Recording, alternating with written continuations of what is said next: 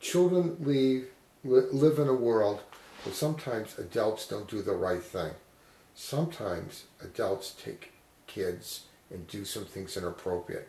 And you have a chapter in your book talking about child personal safety. Can you sort of explain why you have such a big chapter in this particular book? Yes, my philosophy is that prevention is the cure. And there definitely are terrible consequences if a child gets stuck in a predator-child relationship.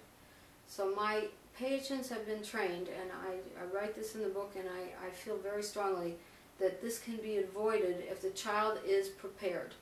And the way we start is at around 3 years old, when the child's first going to school.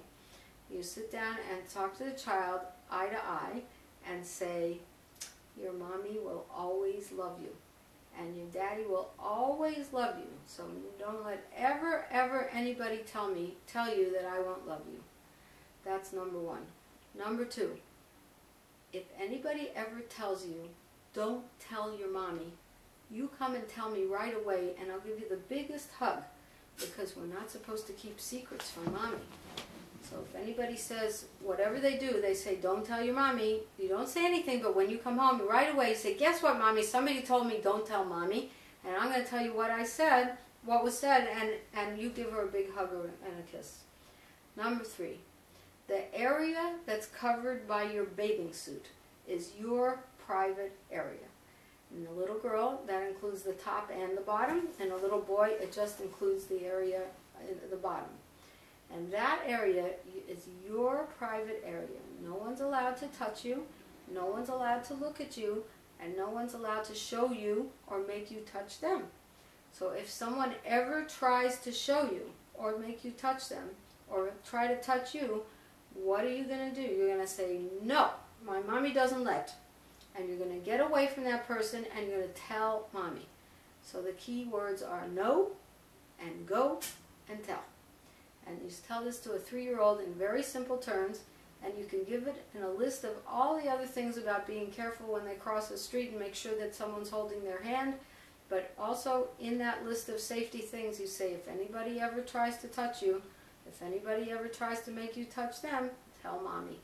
And the key is, if you find out someone's doing something, you have to intervene, make sure the child's not exposed to that person anymore.